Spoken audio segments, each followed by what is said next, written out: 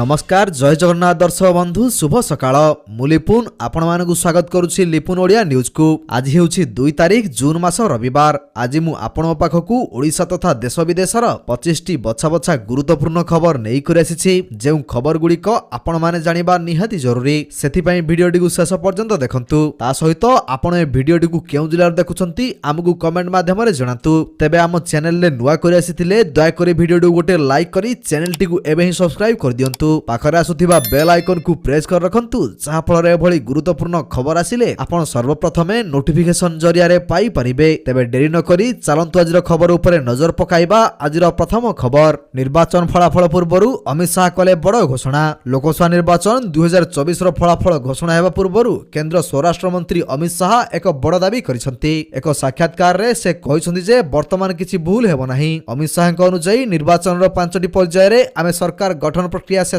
करिछु। 5टी पर्याय रे Bhajpa NDA 310 T आसन अतिक्रम करिछि। खबरदातांग प्रश्नर उत्तर देई शाह कहिसंती नरेंद्र मोदी तृतीय थर पई प्रधानमंत्री हेबाकु जाउछंती। तेबे दर्शक बंधु आपण मानकु कोन लागुछि, कोन नरेंद्र मोदी तृतीय थर निर्वाचन जीति प्रधानमंत्री होई परिबे? तेबे हमकु कमेंट माध्यम रे आपनको मतामत निश्चित भाबरे जणातु। तो दर्शक बंधु चलंतु नजर पकेइबा परवर्ती खबर उपरे। आसुछि बड़ वर्षा, मौसुमी पूर्वरु प्रबल छेचिबो। भीषण गरम एवं प्रबल उताप कारणरु एबे देशर अधारु अधिक राज्य त्राही त्राही डाकुछंती। देशर अनेक राज्य रे पारद 50 डिग्री पाखापाखि पहुंची सारिछि। तेबे जनजीवन अस्तव्यस्त होई पड़िछि। प्रबल गरम सांगकु असह्य गुळगुळी रे लोके छटपट हेउछंती। ओडिसा रे तापमात्रा बढ़िथिबा बेले असह्य गरम ओ गुळगुळी चिंतार कारण पालटिछि। आहुरी 2 रु 3 दिन एभली स्थिति लागि रहबा नै आंचलिक पाणीपाग विभाग सूचना दैछि। तेबे भारत रे मौसुमी प्रवेश करिया परे अनेक राज्य रे पाग बदलबा नै आकलन करिछि पाणीपाग विभाग। आईएमडी रो आकलन अनुसार केरल रे मौसुमी वर्षा खूब शीघ्र हेबाकु जाउछि। तो दर्शक बंधु चलंतु नजर पकेइबा परवर्ती खबर उपरे। राज्यर चाषी मानन पई आसिला खुशी खबर। एही दिन आसीबो कालिया टंका।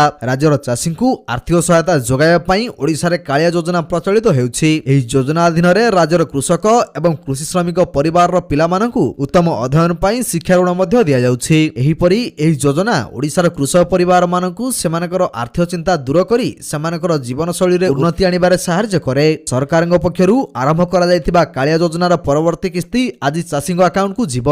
एही योजना अधीन रे प्रत्येक हिताधिकारी परिवार को वर्षकु 4000 टंका दिया जाए। एही आर्थिक सहायता हिताधिकारी मानकु वर्षकु 2 थर फसल पूर्वरु दिया जाए। तेबे जदि आपण मानकु पूर्वरु कालिया टंका मिलुछि तेबे एही टंकाटी मध्ये आपण मानकु मिलिबो। तेबे दर्शक बंधु कोन आपण माने पूर्वरु कालिया टंका पाउछंती कि? जदि पाउछंती तेबे हमु कमेंट माध्यम रे निश्चित भाबरे यस लेखि जणातु। तो दर्शक बंधु चलंतु नजर पकेइबा परवर्ती खबर उपरे। अधिक आखुरस पिउथिले होई जांतु सावधान, सतर्क कराइला आईसीएमआर। प्रबल ग्रीष्म प्रभाव जोगु तातिरु निस्तार पाई लोके फ्रूट जूस बा फलरस सह विभिन्न प्रकार मृदु पानीय पिउछंती। एगुड़िक मध्यरु आखुरस लोकंकर खूब पसंद। हेले जदि आपण बहु परिमाण रे आखुरस पिउछंती तेबे सावधान होई जांतु, कारण अत्यधिक आखुरस पिबा शरीर पाई क्षतिकार होई पारे। एही चेतावनी जारी करिछि भारतीय चिकित्सा अनुसंधान परिषद बा आईसीएमआर। आखुरस रे अत्यधिक परिमाण रे शर्करा थिबारु एहाकु अल्प पिबाकु आईसीएमआर परामर्श दैछि। तो दर्शक बंधु चलंतु नजर पकेइबा परवर्ती खबर उपरे। बड़ घोषणा, एमानक खाता को आसीबो 18000 टंका। निर्वाचन पूर्वरु महिला मानन पई खुशी खबर दैछंती सरकार। एही घोषणा अनेक साधारण लोकंकु आश्वस्ति देबो।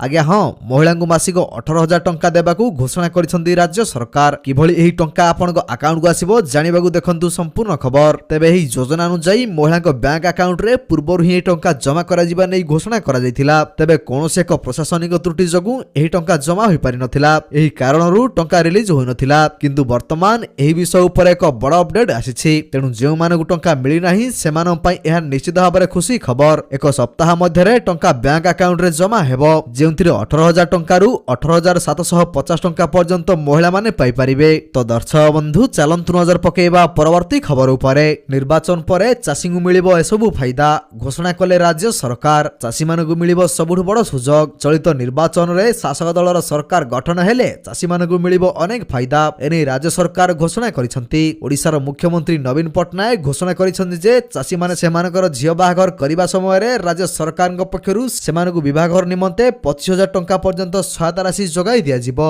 एथिसह चाषी मानकु बिना सुधरे 1.5 लाख टंका पर्यंत ऋणर सहायता करिवे राज्य सरकार। तो दर्शक बंधु चलंतु नजर पकेइबा परवर्ती खबर उपरे। छात्रछात्रीक पई खुशी खबर, मागणा रे मिलिबो टैबलेट। सरकारी विद्यालय रे पढुथिबा प्रतिभाशाली छात्रछात्रींकु टैबलेट बंटन पई प्रस्तुति ଆରମ୍ଭ ହୋଇଛି। ପ୍ରତିଭାଶାଳୀ ଛାତ୍ରଛାତ୍ରୀମାନଙ୍କୁ ଟ୍ୟାବଲେଟ ବଣ୍ଟନ କରାଯିବ। ଏହି ପରିପ୍ରେକ୍ଷୀରେ ଶିକ୍ଷା ବିଭାଗ ଦ୍ୱାରା ସମସ୍ତ ପ୍ରସ୍ତୁତି ଆରମ୍ଭ ହୋଇଛି। ଲୋକସଭା ନିର୍ବାଚନ ପାଇଁ ଆଚରଣ ବିଧି ହଟାଯିବା ପରେ ତୁରନ୍ତ 55,727 ଛାତ୍ରଛାତ୍ରୀଙ୍କୁ ଟ୍ୟାବଲେଟ ଦିଆଯିବ। ତେବେ ଅଷ୍ଟମ, ଦଶମ ଏବଂ ଦ୍ୱାଦଶ ଶ୍ରେଣୀର ଯୋଗ୍ୟ ଛାତ୍ରଛାତ୍ରୀମାନଙ୍କୁ ଟ୍ୟାବଲେଟ ବଣ୍ଟନ କରାଯିବ। 2021-22 ଏବଂ 2022-23ର ଛାତ୍ରଛାତ୍ରୀମାନେ ଏହି ଯୋଜନା ଅଧୀନରେ ଯୋଗ୍ୟ ହେବେ। ତେବେ ଏହି ଯୋଜନାର ଲାଭ ଦେଉଛନ୍ତି ରାଜସ୍ଥାନ ସରକାର। ମାଗଣା ଟ୍ୟାବଲେଟ ସ୍କିମ୍ ପାଇଁ ଯୋଗ୍ୟତା। ଯଦି ଏହିପରି ସମସ୍ତ ଛାତ୍ରଛାତ୍ରୀ ରାଜସ୍ଥାନର ମୂଳ ବାସିନ୍ଦା ଏବଂ ଅଷ୍ଟମ, ଦଶମ, ଦ୍ୱାଦଶ ଶ୍ରେଣୀରେ ଅତି କମରେ 75% ମାର୍କ ହାସଲ କରିଛନ୍ତି, ତେବେ ସେମାନେ ମାଗଣା ଟ୍ୟାବଲେଟ ଯୋଜନାର ଲାଭ ପାଇପାରିବେ। ତ ଦର୍ଶକ ବନ୍ଧୁ, ଚାଲନ୍ତୁ ନଜର ପକାଇବା ପରବର୍ତ୍ତୀ ଖବର ଉପରେ। ଜୁନ 1ରୁ ପାନ ମସଲା ଓ ତମାଖୁ ବିକ୍ରି ଉପରେ ଲାଗୁ ହେଲା ନୂଆ ପ୍ରତିବନ୍ଧକ। ଉତ୍ତରପ୍ରଦେଶରେ ପାନ ମସଲା ଏବଂ ତମାଖୁ ବିକ୍ରିକୁ ନେଇ ଜୁନ 1ରୁ ନୂଆ ନିୟମ ଜାରି ହୋଇଛି। ଏଥିପାଇଁ ଖାଦ୍ୟ ସୁରକ୍ଷା କମିଶନର ଏକ ବିଜ୍ଞପ୍ତି ଜାରି କରିଛନ୍ତି। ଏହି ବିଜ୍ଞପ୍ତିରେ ସୂଚିତ ଅଛି କି ଜୁନ 1 ତାରିଖ ଠାରୁ ପାନ ମସଲା ଓ ତମାଖୁ ଦୋକାନୀ ଏକା ସାଙ୍ଗରେ ବିକ୍ରି କରିପାରିବେ ନାହିଁ। ଏହି ନିୟମକୁ ଯିଏ ଭଙ୍ଗ କରିବେ ଉକ୍ତ ଦୋକାନୀଙ୍କ ବିରୋଧରେ ଆଇନଗତ କାର୍ଯ୍ୟାନୁଷ୍ଠାନ ଗ୍ରହଣ କରାଯିବ ବୋଲି ଖାଦ୍ୟ ସୁରକ୍ଷା କମିଶନର ସମସ୍ତ ଜିଲ୍ଲା ମାଜିଷ୍ଟ୍ରେଟ ଏବଂ ସମ୍ପୃକ୍ତ ଅଧିକାରୀଙ୍କୁ ଚିଠି ପଠାଇଛନ୍ତି। ତ ଦର୍ଶକ ବନ୍ଧୁ, ଚାଲନ୍ତୁ ନଜର ପକାଇବା ପରବର୍ତ୍ତୀ ଖବର ଉପରେ। ମହିଳାଙ୍କୁ ପ୍ରତି ମାସରେ ମିଳିବ 1,000 ଟଙ୍କା। ମହିଳାଙ୍କ ପାଇଁ ସରକାର ବିଭିନ୍ନ ଯୋଜନା ପ୍ରଚଳନ କରିଛନ୍ତି, ଯାହାଦ୍ୱାରା ସେମାନେ ଆତ୍ମନିର୍ଭରଶୀଳ ହୋଇପାରୁଛନ୍ତି। ଋଣଠାରୁ ଆରମ୍ଭ କରି ମାଗଣା ଟ୍ରେନିଂ ପ୍ରଦାନ କରାଯାଉଛି ମହିଳାଙ୍କୁ। ତେବେ ଆଜି ଆମେ ଏପରି ଏକ ଯୋଜନା ବିଷୟରେ ଆଲୋଚନା କରିବା, ଯାହାଦ୍ୱାରା ମହିଳାଙ୍କୁ ପ୍ରତି ମାସରେ 1,000 ଟଙ୍କା ପ୍ରଦାନ କରାଯିବ। ତେବେ ଏହି ଯୋଜନାର ନାମ ହେଉଛି ମୁଖ୍ୟମନ୍ତ୍ରୀ ମହିଳା ସମ୍ମାନ ଯୋଜନା। ତେବେ 2024-25 ବଜେଟ ଅଧିବେଶନ ପାଇଁ ବଜେଟ ଉପସ୍ଥାପନ କରୁଥିବା ବେଳେ ଦିଲ୍ଲୀର ଅର୍ଥମନ୍ତ୍ରୀ ରାଜ୍ୟ ମହିଳାମାନଙ୍କ ପାଇଁ ମୁଖ୍ୟମନ୍ତ୍ରୀ ମହିଳା ସମ୍ମାନ ଯୋଜନା ଆରମ୍ଭ କରିବାକୁ ଘୋଷଣା କରିଥିଲେ। ତେବେ ଏହି ଯୋଜନା ମାଧ୍ୟମରେ ମହିଳାମାନଙ୍କୁ ମାଗଣା ଟ୍ରେନିଂ ସହିତ ମାସକୁ 1,000 ଟଙ୍କା ଲେଖାଏଁ ଦିଆଯିବ। ତ ଦର୍ଶକ ବନ୍ଧୁ, ଚାଲନ୍ତୁ ନଜର ପକାଇବା ପରବର୍ତ୍ତୀ ଖବର ଉପରେ। ଅଂଶୁଘାତ ମୁକାବିଲା ନେଇ ଝାରସୁଗୁଡ଼ାରେ ବୈଠକ। ସକାଳ 10ଟାରୁ 5ଟା ପର୍ଯ୍ୟନ୍ତ ଘରୁ ନ ବାହାରିବାକୁ ପରାମର୍ଶ ଦିଆଯାଇଛି। ହିଟୱେଭକୁ ଦୃଷ୍ଟିରେ ରଖି ଝାରସୁଗୁଡ଼ା ଜିଲ୍ଲା ପ୍ରଶାସନ ପକ୍ଷରୁ ଏକ ବୈଠକ ଅନୁଷ୍ଠିତ ହୋଇଛି। ଜିଲ୍ଲାପାଳଙ୍କ ଅଧ୍ୟକ୍ଷତାରେ ଅନୁଷ୍ଠିତ ଏହି ବୈଠକରେ ଜିଲ୍ଲାର ଶ୍ରମ, ପରିବହନ, ସ୍କୁଲ, ଅଙ୍ଗନବାଡି ପରି ବିଭିନ୍ନ ବିଭାଗର ଅଧିକାରୀମାନେ ଯୋଗଦେଇ ଅଂଶୁଘାତ ମୁକାବିଲା ପାଇଁ ଆଲୋଚନା କରିଛନ୍ତି। ଏହାସହ ବ୍ରଜରାଜନଗରରେ ଝାରସୁଗୁଡ଼ା ଉପଜିଲ୍ଲାପାଳ, ଝାରସୁଗୁଡ଼ା ଆରଟିଓ, ବ୍ରଜରାଜନଗରର ଏସଡିପିଓଙ୍କ ଉପସ୍ଥିତିରେ ଟ୍ରକ୍ ମାଲିକ ସଂଘ ସହ ଆଲୋଚନା ବୈଠକ ଅନୁଷ୍ଠିତ ହୋଇଛି। ତ ଦର୍ଶକ ବନ୍ଧୁ, ଚାଲନ୍ତୁ ନଜର ପକାଇବା ପରବର୍ତ୍ତୀ ଖବର ଉପରେ। 45 ଘଣ୍ଟା ପରେ ଧ୍ୟାନରୁ ଉଠିଲେ ମୋଦି। ଶେଷ ହେଲା ପ୍ରଧାନମନ୍ତ୍ରୀ ନରେନ୍ଦ୍ର ମୋଦିଙ୍କ ଧ୍ୟାନ। ନିର୍ବାଚନ ପ୍ରଚାର ଶେଷ ହେବା ପରେ ଅର୍ଥାତ୍ ମେ 30 ବିଳମ୍ବିତ ସନ୍ଧ୍ୟାରୁ ମୋଦି କନ୍ୟାକୁମାରୀର ବିବେକାନନ୍ଦ ରକ୍ ମେମୋରିଆଲରେ ଧ୍ୟାନରେ ବସିଥିଲେ। ଦୀର୍ଘ 45 ଘଣ୍ଟା ପରେ ଆଜି ସେ ଧ୍ୟାନରୁ ଉଠିଛନ୍ତି। ଦିନ ପ୍ରାୟ 1:30ରେ ଧ୍ୟାନରୁ ଉଠିଥିବା ମୋଦି ସ୍ୱାମୀ ବିବେକାନନ୍ଦଙ୍କ ପ୍ରତିମୂର୍ତ୍ତିରେ ଶ୍ରଦ୍ଧାସୁମନ ଅର୍ପଣ କରିଥିଲେ। ଏହାପରେ ଡଙ୍ଗାରେ ଯାଇ ତାମିଲ ସନ୍ଥ ତିରୁଭାଲୁବାର ପ୍ରତିମୂର୍ତ୍ତିକୁ ଦେଖିଥିଲେ। ତ ଦର୍ଶକ ବନ୍ଧୁ, ଚାଲନ୍ତୁ ନଜର ପକାଇବା ପରବର୍ତ୍ତୀ ଖବର ଉପରେ। କେନ୍ଦ୍ର କର୍ମଚାରୀଙ୍କୁ ବଡ଼ ଉପହାର। ଡିଏ ପରେ ଏବେ ଗ୍ରାଚ୍ୟୁଟିରେ 25% ବୃଦ୍ଧି। କେନ୍ଦ୍ର କର୍ମଚାରୀଙ୍କ ପାଇଁ ବଡ଼ ଆଶ୍ୱସ୍ତିକର ଖବର। କର୍ମଚାରୀଙ୍କ ମହଙ୍ଗା ଭତ୍ତା ବଢ଼ାଯିବା ପରେ ସେମାନଙ୍କୁ ଆଉ ଏକ ଖୁସି ଖବର ମିଳିଛି। କେନ୍ଦ୍ର କର୍ମଚାରୀଙ୍କୁ ଗ୍ରାଚ୍ୟୁଟି ସୀମା ବୃଦ୍ଧି କରିବାର ଉପହାର ଦେଇଛନ୍ତି କେନ୍ଦ୍ର ସରକାର। କେନ୍ଦ୍ର ସରକାର ଡିଏରେ 4% ବୃଦ୍ଧି କରିବା ପରେ କେନ୍ଦ୍ରୀୟ କର୍ମଚାରୀଙ୍କ ମହଙ୍ଗା ଭତ୍ତା 50% ବୃଦ୍ଧି କରିଛନ୍ତି। ମହଙ୍ଗା ଭତ୍ତା ବଢ଼ିବା ପରେ ଏବେ ଅନ୍ୟ ଭତ୍ତାରେ ମଧ୍ୟ ବୃଦ୍ଧି କରାଯାଇଛି। ତ ଦର୍ଶକ ବନ୍ଧୁ, ଚାଲନ୍ତୁ ନଜର ପକାଇବା ପରବର୍ତ୍ତୀ ଖବର ଉପରେ। ଜେନେରାଲ ଟିକେଟ କରିବା ପାଇଁ ଏବେ ଆଉ ଧାଡ଼ିରେ ଠିଆ ହେବାକୁ ପଡ଼ିବ ନାହିଁ।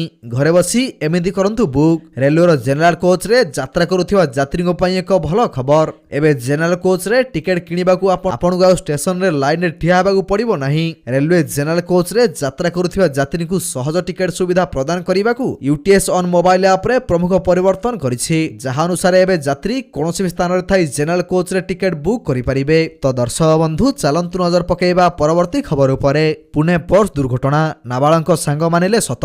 ମଦ ପିଇ ଡ୍ରାଇଭିଂ କରୁଥିଲେ ଅଭିଯୁକ୍ତ।